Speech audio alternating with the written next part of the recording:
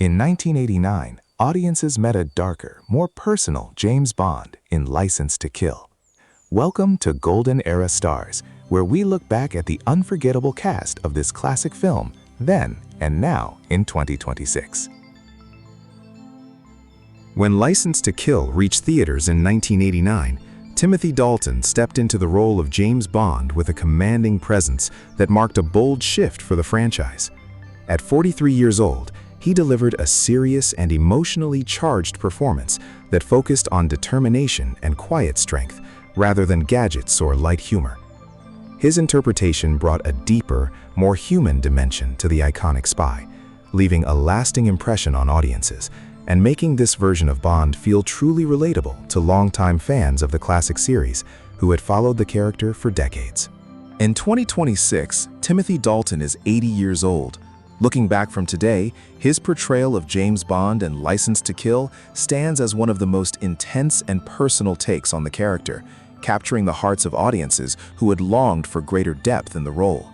That powerful and committed screen presence continues to live on in our memories, cementing his legacy as a defining 007 and reminding us why this era of cinema remains so deeply treasured by fans around the world. When License to Kill reached theaters in 1989, Robert Davi delivered a commanding performance as Franz Sanchez that brought a new level of intensity to the Bond villain archetype. At 38 years old, he infused the character with ruthless determination and a powerful screen presence that created real emotional stakes and menace. His interpretation helped make the film feel more grounded and serious, leaving a strong impression on fans who appreciated this shift toward deeper storytelling in the franchise. In 2026, Robert Davi is 75 years old.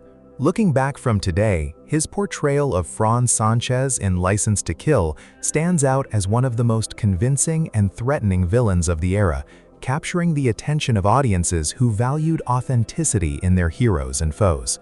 That unforgettable intensity continues to echo in our memories, cementing his place in the legacy of this classic film and reminding us of the powerful impact actors like him had on the golden era of cinema. When License to Kill reached theaters in 1989, Carey Lowell stepped into the role of Pam Bouvier with a confident and capable presence that made her one of the strongest female characters in the series. At 28 years old, she brought quiet determination and genuine strength to the ex-Army pilot and informant, creating an emotional connection through her independence and courage. Her performance added a refreshing sense of partnership and resilience that longtime fans still remember with warmth and admiration. In 2026, Carey Lowell is 65 years old. Looking back from today, her portrayal of Pam Bouvier in License to Kill remains a beloved example of a capable and independent woman who stood alongside Bond as an equal. That memorable strength and grace continue to live on in our memories, reinforcing her lasting contribution to the film and reminding us why this era of cinema created characters who still feel so real and inspiring to audiences after all these years. When License to Kill reached theaters in 1989, Benicio del Toro made a striking early impression as Dario, with a menacing and unpredictable presence that heightened the film's tension. At 22 years old, he brought a chilling intensity to the role of the loyal henchman, creating a sense of genuine danger and emotional unease through his focused performance. His work added a layer of raw authenticity that made the story feel more immediate and impactful for viewers. In 2026, Benicio del Toro is 59 years old. Looking back from today, his early portrayal of Dario in License to Kill stands as a powerful reminder of the raw talent that first captured attention in this classic film. That memorable menace and intensity continue to live on in our memories, cementing his place in the legacy of the movie and reminding longtime fans how even supporting roles in the golden era could leave such a lasting emotional mark. When License to Kill reached theaters in 1989, Talisa Soto brought a graceful yet vulnerable presence to the role of Lupe Lamora that added emotional depth to the story. At 22 years old, she portrayed the character with quiet sensitivity and inner strength, creating a sense of empathy and humanity amid the high-stakes action. Her performance left a gentle yet lasting impression on audiences who appreciated the more personal and heartfelt moments in the film. In 2026, Talisa Soto is 59 years old. Looking back from today, her portrayal of Lupe Lamora in License to Kill remains a touching example of the emotional warmth she brought to the screen.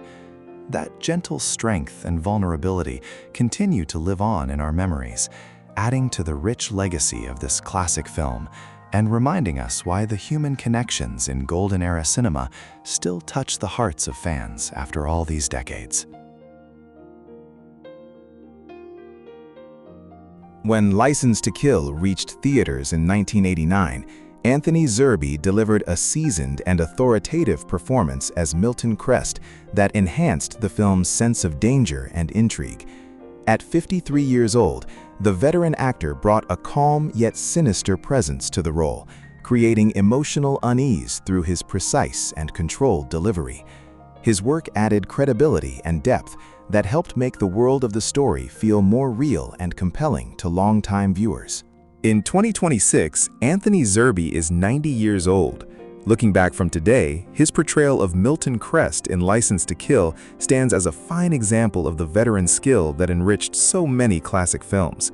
That memorable authority and presence continue to live on in our memories, reinforcing his contribution to the movie and reminding us of the enduring value that experienced actors brought to the golden era of cinema we still cherish today.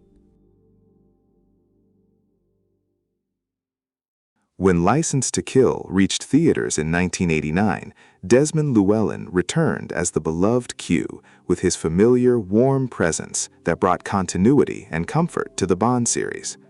At 75 years old, the veteran actor delivered his lines with gentle humor and quiet expertise, creating an emotional anchor for fans who had grown up with the character. His performance added a sense of familiarity and heart that made the film feel connected to the classic era many viewers cherished. In 2026, Desmond Llewelyn passed away in 1999 at the age of 85 from a car accident.